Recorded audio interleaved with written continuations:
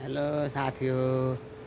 आज शुभ बिहानी सबैजनालाई सम्पूर्णलाई गुड मर्निङ छ है।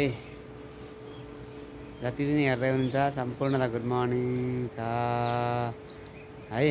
अनि अब साथी हो, अब हामी त जन्मिनु त जन्म्यौँ, तर के को लागि किन म जन्म्यौँ भन्ने कुरो थाहा भयो नि तपाईँहरूलाई होइन।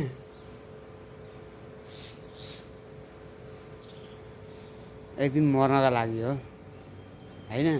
र मर्नुभन्दा अगाडि चाहिँ हामीले एउटा यस्तो अब धर्म पक्ष पनि हामीले कतिपय गरौँ न। तर धर्मको यता अलिअलि गऱ्यो भने हाल्यो भने लाइक कमेन्ट सेयरै आउँदैन हो। अब हाम्रो जिन्दगी यो कति वर्ष भन्दाखेरि 84,000 वर्ष जिउने हामीले मर्दै माने जिउने लिँदै गर्नुपर्छ भने हामीले अब त भगवान्को पनि नाम लिएर होइन, आखिर एक दिन जानु नै छ भने किन नर्क भएर जाने, स्वर्ग भएर जाउँ न होइन।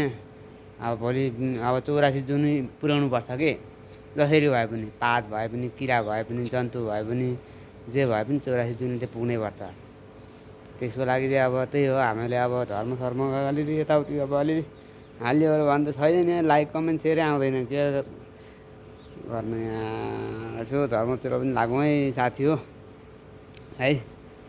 कमेडी पनि अब भनेको कुरो त अब त्यो त व्यक्तिगत रह्यो र पनि भगवान्को चाहिँ नाम लिनुपर्छ, किनभने भगवान्को नाम लिन भनेको चाहिँ धेरै नै अब सफल छ है, राम्रो छ। जसले भगवान्को भक्त गर्छ उसैलाई फलिफाइ पनि पाएको छ होइन। जो ध्यावे ऊ फल पावे भन्ने छ नि त होइन। राधे राधे।